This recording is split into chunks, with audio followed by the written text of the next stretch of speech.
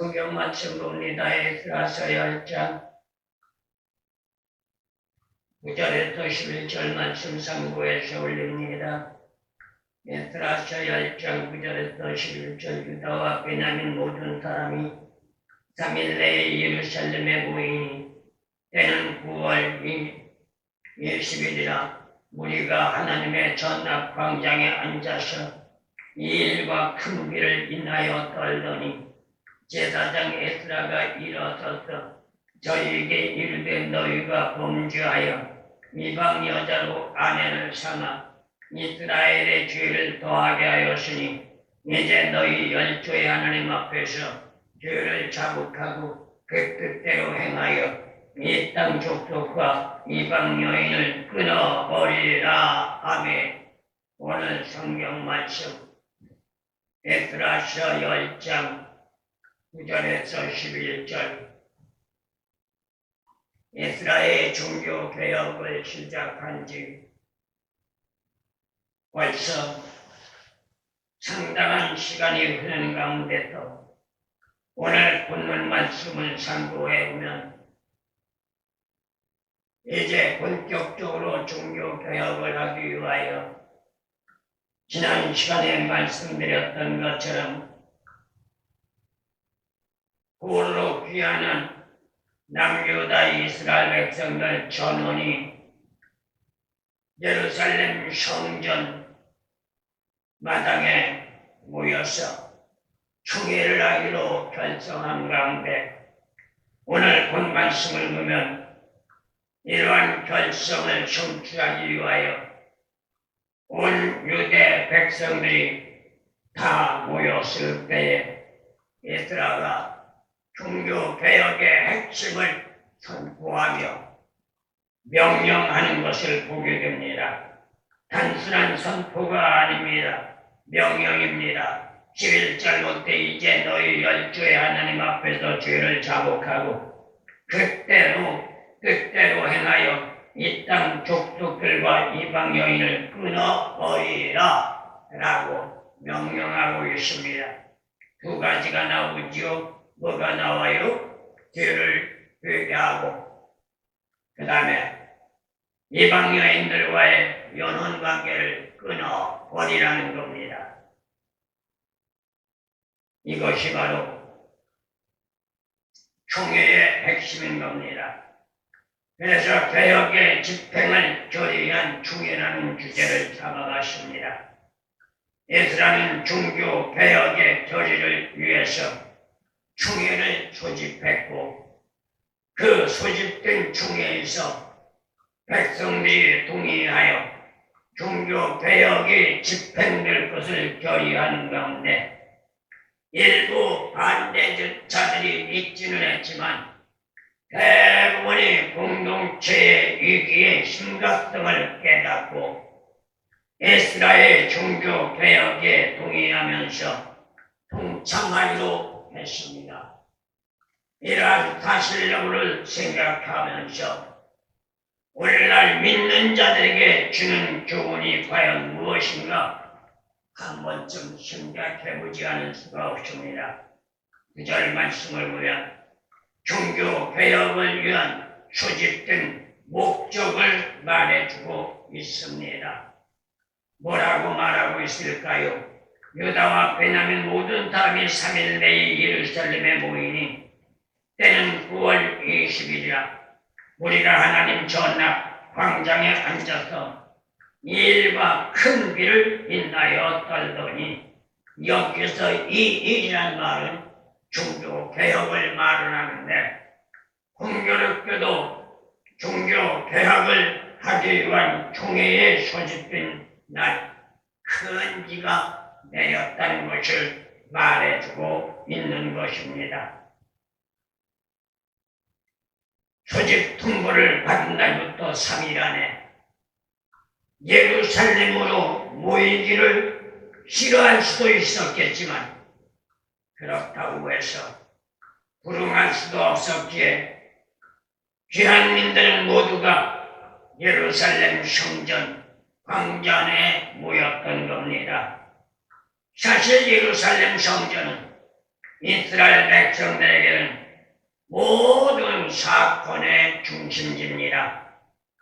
성전 동편에 있는 광장은 수많은 사람을 수용할 수 있는 장소로 주전 458년 9월 20일 모든 백성들은 성전 앞에 다 모였던 겁니다. 느헤미야 8장 1절, 3절, 6절 말씀을 생각해 보게 되는데 그 시기가 오늘 본 말씀 구절에서 말하는 것처럼 공교롭게도 우기로 말미암아 큰 비가 내렸다는 겁니다. 종교 원력으로 본다면 9월은 기슬월인데 느헤미야 1장 1절을 볼 때에 오늘날 태양력으로 말하면 11월이나 12월이라고 말할 수 있습니다. 이때부터 우기로 접어드는 시기, 그리고 다음에 2월, 오늘날 원력으로 말하면 4월, 5월까지 비가 내렸다고 합니다. 그리고 9월, 기슬월에는 많은 비가 내리는 시기라는 것이죠. 하지만 이러한 시기에 백성들을 총회로 모이게 하고 9월 20일 그렇다면 이때야말로 많은 비가 내리는 시점이다 보니 백성들은 내심 공포심을 안고 모일 수밖에 없었겠지요. 그것도 이방여인과 통혼에 대한 징계를 받아야 한다는 두려움도 겹쳐 있었던 것입니다. 옛말에 도둑이 제발 지린다는 말과 같이 자신들의 불성실한 행위를 두려워하면서 그 와중에 큰 비까지 쏟아지는 것을 볼 때에 그들은 어떤 생각을 했느냐? 하나님의 심판의 징조라고 생각했다는 사실입니다. 인간은 누구를 막론하고 죄를 짓게 되면 자신도 모르는 사이에 죄에 대한 공포심이 있습니다. 그러다 보니 마음의 평강은 사라지고 두려움으로 일관할 수밖에 없는 것이 인간 삶의 정서라는 것을 말할 수 있는 것이죠. 그래서 종의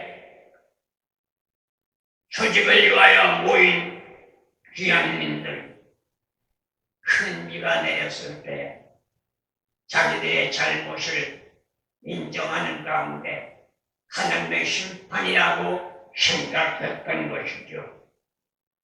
그렇다면 종교개혁의 결과는 과연 어떤 것이냐? 오늘 본 말씀 10절부터 11절 말씀 보게 되는데 여기서 먼저 우리는 이스라엘을 생각해야 합니다. 종교개혁을 시작하겠다고 할 때 많은 귀환민들이 동의를 했습니다. 그렇다면 웬만한 사람 같다면 많은 사람들이 동의했으니 다 되었다고 생각하면서 다른 것 제쳐놓고 그대로 종교개혁을 시행하기를 시도했을 겁니다. 그런데 에스라는 그렇게 하지 않았습니다. 귀환민들이 종교개혁에 동의를 했다 할지라도 그대로 시행하는 것이 아니라 6절 말씀을 나가서 보면 이에 에스라가 하나님의 전 앞에서 일어나 엘리야십의 아들 여호하난의 방으로 들어가니라. 저가 들어가서 사로잡혔던 자의 죄를 근심하여 떡도 먹지 아니하며 물도 마시지 아니하더니 라는 말씀이 있습니다. 이건 뭘 말하는 걸까요? 설령 백성들이 동의를 했다 할지라도 하나님과의 관계 성립 쪽에 바로 가기 위하여 에스라는 금식하며 죄진 사람들을 위하여 중보 기도하고 한수만 있다면 그들의 죄를 용서해 달라는 기도도 했겠지요. 그리고 종교개혁에 어둠의 세력이 넘실거리지 않도록 하나님이 지켜주시고 아무런 문제 탈 없이 아름답게 별이 들 수 있도록 해달라고 기도했을 겁니다. 이것이 믿음의 사람이요. 이것이 신앙이 있는 거죠. 예루살렘 성전 광장에 모인 백성들에게 종교 개혁에 대한 선포를 하게 되는데 이에 백성들은 하나같이 자신들의 죄를 자곡하면서 회개하기 시작했다는 것을 말해주고 있습니다. 여기에서 회개는 입으로만 고백하는 것을 말하는 것이 아닙니다. 그렇다면 회개는 자신들의 불찰과 잘잘못들을 입으로 도설하면서 그 잘잘못된 삶의 구습을 벗어버리겠다는 고백의 사실이 생활화로 반영되게 하기 위하여 철저한 결단과 각오가 따라가야 한다는 것을 말해주고 있습니다. 이 말을 다시 바꾸어 말하면 옛 구습은 벗어버리고 새로운 피조물이 되는 것을 회개라고 말할 수 있는 것이죠. 그렇다면 이러한 전제 조건을 생각해 볼 때 에스라는 백성들의 불성실했던 불찰들을 자각시키기 위하여 그들의 범죄 사실을 재확인시켜 주면서 너희가 범죄하여 이방 여자로 아내를 삼아 이스라엘의 죄를 더하게 하였으니 라고 각인시키는 것을 보게 됩니다. 이렇게 에스라는 이방 여인을 귀한 민들에게 범죄한 사실을 지적하고 있다는 거예요. 이게 설교입니다. 이게 하나님의 메시지입니다. 그런데 오늘날은 어때요? 언론 교인들 성도들에게 잘못을 지적하면 입을 삐죽거리며 목사님은 나를 미워하는가 봐 라면서 불평불만을 하다 못해 많은 사람들과 쑥덕공론을 노르며 사단 마귀하는 짓거리들이 비일비재한 사실을 보게 됩니다. 그건 교인이 될 수가 없고 더욱이 성도의 자리로는 들어갈 수가 없습니다. 이렇게 에스라는 이방 여인을 귀한민들의 범죄 사실을 지적했을 때 그는 오늘날 현시대 믿음의 사람들과는 달리 자신들의 잘잘못들을 인정하고 회개하며 하나님 앞에 무릎 꿇고 기도하면서 통에 자복했던 것을 보게 되는 것입니다. 왜일까요? 에스라가 이렇게 단호하게 지적하는 것은 단순히 종족의 순결성을 보존하면서 전민 생활에 대한 정결함과 거룩함을 보존하는데 자신의 삶에 대한 긍지와 하나님 영광을 위한 삶이 또한 되어야 할 것을 인식했기 때문입니다. 그러나 인간적인 입지에서 본다면 믿는 것도 좋고 신앙생활하는 것도 좋지만 너무나도 무인정한 처사가 아니냐 라고 토시를 날 수도 있습니다. 하지만 믿음의 삶의 생활에는 그 어떤 여건에서라도 죄라는 명제가 성립될 수 없습니다. 다만 거룩한 하나님 나라를 정립시키는 것만이 최선책이라는 것을 우리는 잊지 말아야 되는 줄로 믿습니다. 그렇다면 에스라를 생각해 볼 때 광신적인 율법주의자나 종족의 순결을 위하여 안달을 내는 사람이 아니라 현민으로서 하나님에 대한 헌신과 봉사에 충실한 하나님의 사람으로 해야 의무를 이행하는 것뿐이라는 것이죠. 이것이 사명자요, 이것이 선택받은 하나님의 사람이라는 것을 우리는 생각해야 될 줄로 믿습니다. 마지막 말씀드린다면 에스라가 촉구하는 건 뭐예요? 오늘 본 말씀 11절에서 말한 것처럼 회개를 촉구하고 있는 것입니다. 그래서 남유다 귀한민들은 여기에서 자복하고 자기들의 잘잘못들을 철저하게 끊어내는 작업을 했던 겁니다. 에스라가 촉구하는 것은 첫째 죄를 자복하는 것입니다. 여기서 자복이란 회개를 말합니다. 하나님 말씀에 그간 상으로 돌아서겠다는 결이라고도 말할 수 있습니다. 수없이 말씀드리지만 회개는 입술의 고백으로 끝나는 것이 아니라 입술로 자신의 잘잘못을 고백하고 돌이키겠다고 했다면 촉된 말로 죽는 한이 있어도 지켜나갈 때 진정한 회개가 될 수 있다는 것 잊지 마시기를 예수님으로 축원합니다. 그런데 대다수는 어떤가요? 입술의 고백으로 끝나고 만다는 사실이죠. 그러면서 자신들은 회개했다고 합니다. 그거는 회개가 아니죠. 회개를 했다면 반복의 삶이 돼서는 안 됩니다. 그런데 대다수가 회개를 했다고 하면서 돌아서서 배가 토한 것을 다시 주워 먹듯이 반복하고 있잖아요. 그거는 하나마나 오히려 안 하는 것만도 못하는 겁니다. 이러한 회개의 기도는 하나님도 받아주지 않습니다. 어떻게 본다면 금방 말씀드린 것처럼 아니한 만도 못할 수 있으니 이유가 있다면 하나님을 만물이 여기는 처사이기 때문에 거짓말쟁이밖에 되지 않고 말장난에 불과하다는 것이죠. 그리고 회개 기도는 두루뭉실하게 하는 것이 아닙니다. 세부적으로 낱낱이 쪼개야 한다는 것도 잊지 말아야 합니다.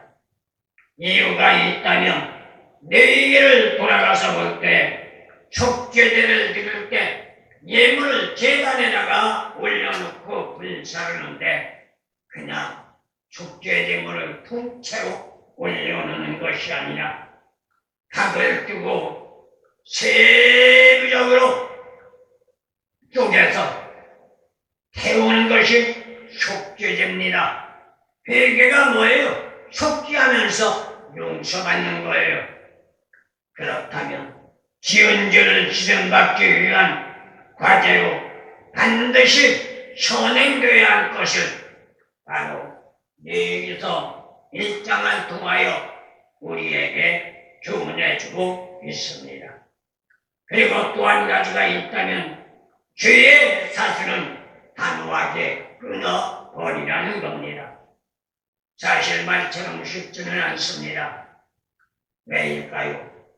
죄라는 것은 자신만이 행하는 것도 아니고 대다수가 행하고 있는 것인데 왜 굳이 나만이 별나게 해야 하느냐 푸시를 할 수도 있습니다.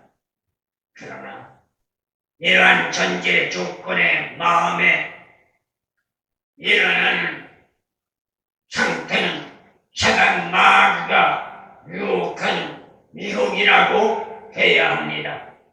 믿는다고 말할지라도 심령 상태에서 속삭이는 사단 마귀의 유혹을 뿌리치지 못하면 속된 말로 죽었다 깨어났다 할지라도 할 수 없는 게 회개라는 사실입니다.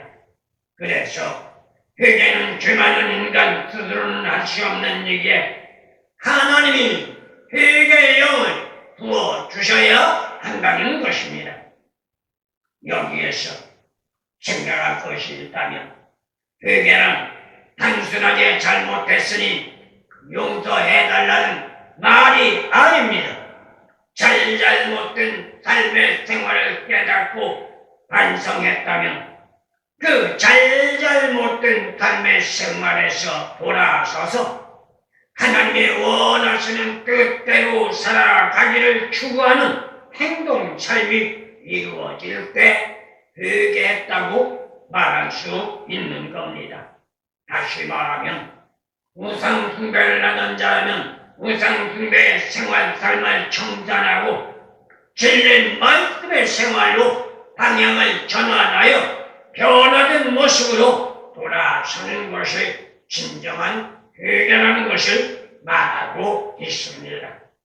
여기에서 생각할 것이 있다면 선민인 이스라엘 백성이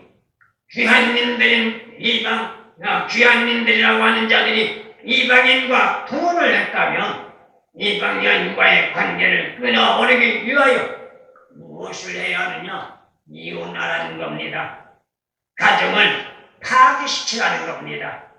어떻게 보면 매몰차다고 말할 수도 있고 인간적인 윤리적으로 볼 때 할 수 없는 일이라고도 말할 수 있습니다.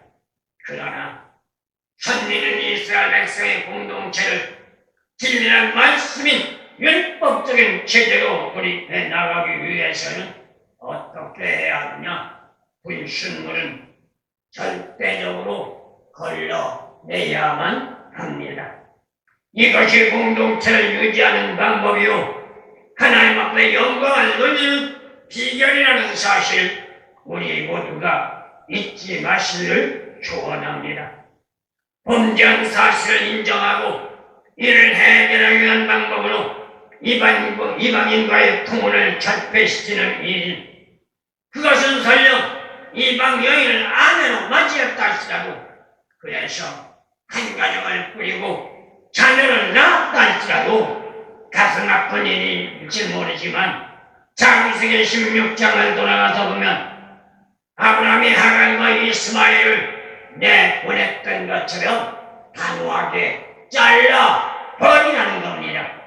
이것이 진정한 회개인 겁니다. 잘못을 알고 있다고 하면서 현실적인 상황 여건 때문에 잘못을 청산하지 않고 있다면 우상 숭배의 죄악성은 그대로 존재할 수밖에 없습니다. 그것만이 아닙니다. 믿는 자가 진리라는 말씀에 제대로 들어갈 수가 없다는 겁니다. 입으로는 믿는다고 말합니다.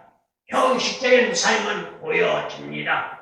그러나 진정한 마음이 변화되지 않고 진정한 신앙의 삶으로 돌입하지 않으니 형식에 불과하고 회칠한 무덤에 불과하니 하나님과는 관계가 없고 오히려 하나님의 불영광을 누리며 못한 사람들에게 비웃음거리밖에 되지 않는다는 사실이죠. 그렇다면 우리는 어떻게 해야 할까요? 신앙적인 순수성을 유지해 나갈 수 있기를 원한다면 힘들고 어려워도 오늘 본 말씀 에스라가 11절에서 말한 것처럼 자극하고 말씀대로 이행하는 것이 원칙이고 신앙의 본질이고 또한 하나님 앞에 영광이 될 것을 우리에게 교훈해주고 있는 것입니다. 그리고 한 걸음 더 나아가서는 이방 여인과 헤어질 것을 종용한 겁니다. 하지만 여기에는 단순한 게 아닙니다. 그렇게 이행하려면 인간적인 고통과 아픔을 겪어야 하는 대가를 치러야 한다는 겁니다. 이건 정석입니다. 몸이 아픈 자가 병원에 가서 수술을 할 때 아무것도 아프지 않고 수술하는 병원 한 곳도 없고 또한 환자 한 사람도 없습니다. 병을 안고 병원에 들어가 수술을 하면 어떤 문제가 나와요? 뼈를 깎는 고통과 아픔을 겪어야 돼요. 그렇다면 병이 낫기 위하여 병원에 들어가 수술을 하는데 왜 아픔의 고통, 뼈를 깎는 고통, 살을 도려내는 고통을 겪으면서까지 수술을 해야 할까요? 너무 잘 알다시피 시편에서 말하는 것처럼 오늘의 고난이 내일의 영광, 로마서에서도 말하고 있죠. 이를 성립시키기 위하여 고난과 고통, 뼈를 깎는 아픔과 살을 도려내는 아픔을 겪지 않으면 내일의 참된 삶이 이루어질 수 없기 때문입니다. 근데 사람들은 어때요? 오늘날 현실에 오늘의 고통 때문에 내일의 영광된 삶을 포기하지요. 현실의 문제를 안고 편히 살겠다고 보다 나은 내일의 영광된 삶을 발로 걷어차는 것이 오늘날 현실이라는 것.